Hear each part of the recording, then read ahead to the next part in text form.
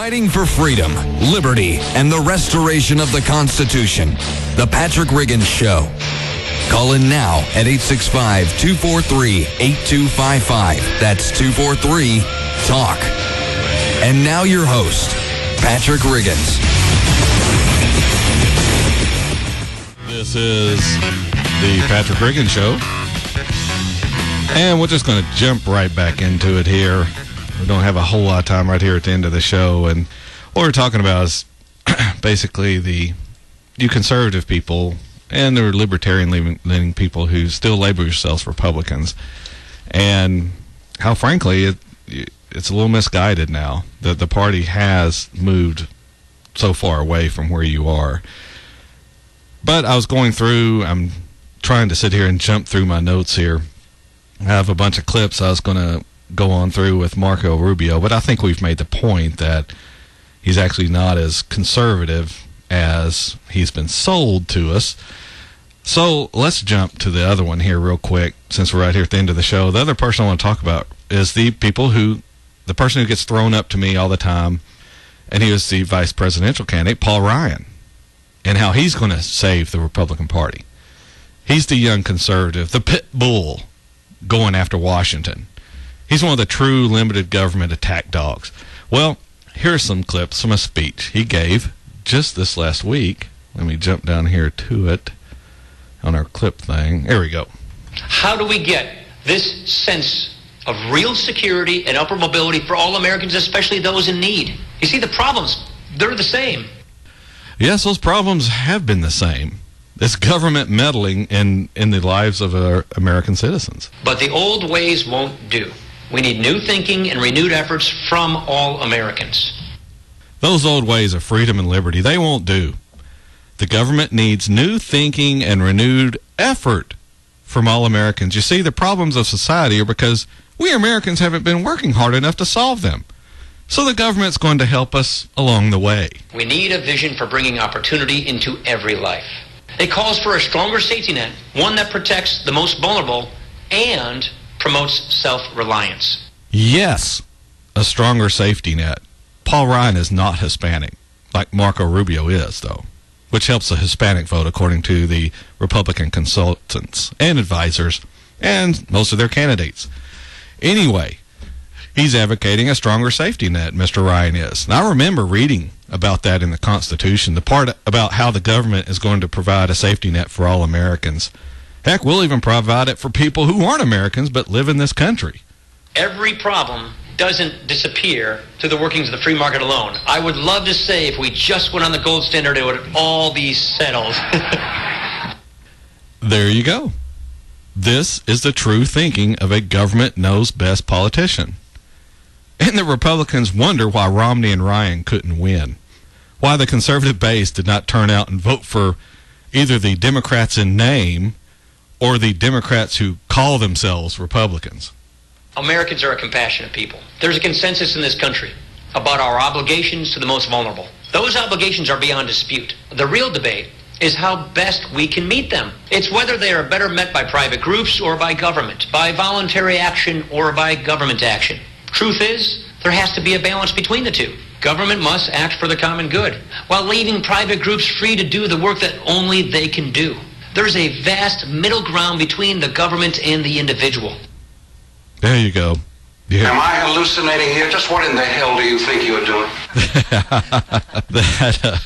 You just heard the ramblings of a Democratic Party as voiced by a Republican.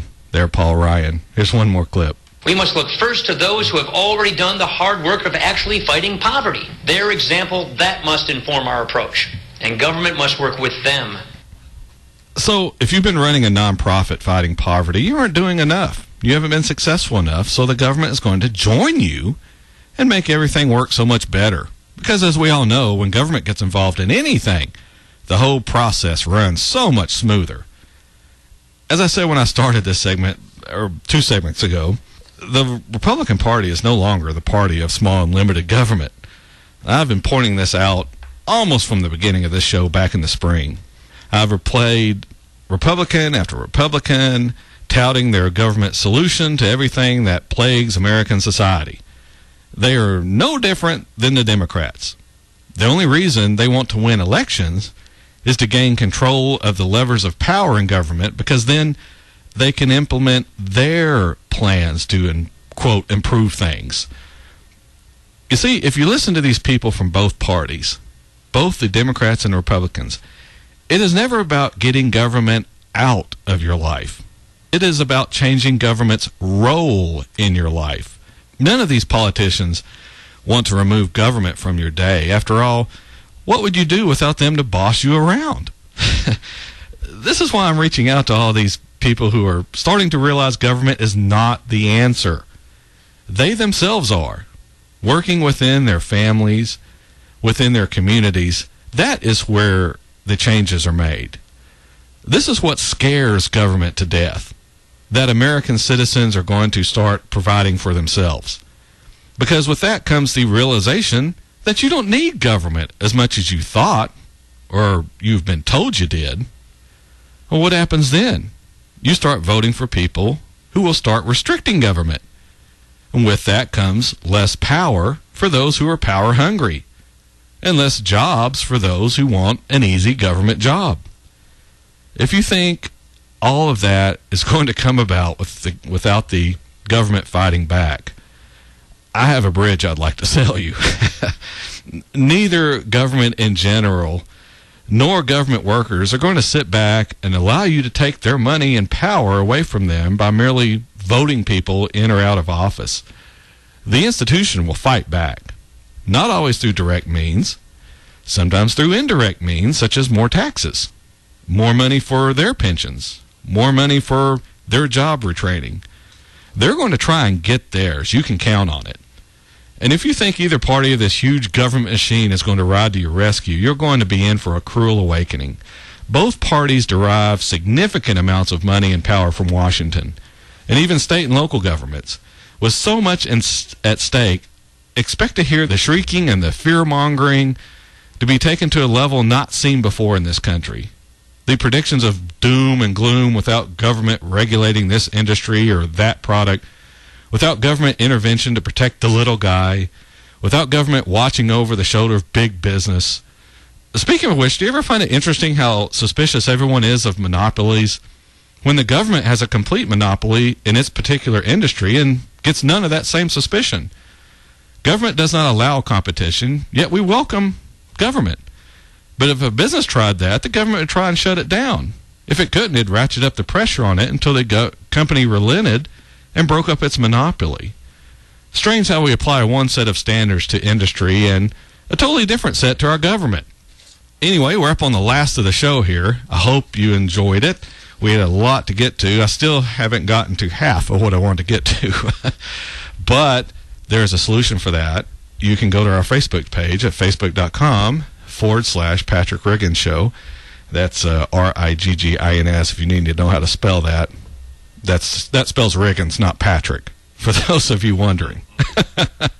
But it's facebook.com/Patrick Riggins Show. That's all together. You can also follow me on Twitter at the @ Patrick Riggins. And as I mentioned earlier in this show, you can go to our YouTube channel at youtube.com/Patrick Riggins Show. Again, that's all together. That has all the old shows on there, and they'll have this show on probably tomorrow sometime whenever the guys get it all cut down and edited and everything. You can also email us, and I get those emails at patrickrigginshow@gmail.com. And you can also send us a letter the old-fashioned way via U.S. mail.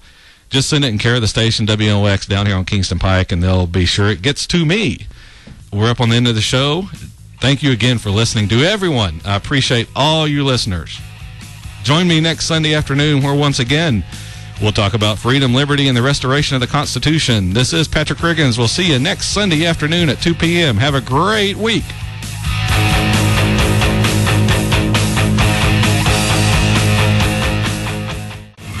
Join us again next week for a solid dose of truth on The Patrick Riggins Show. Every Sunday from 2 to 3 p.m. Be there.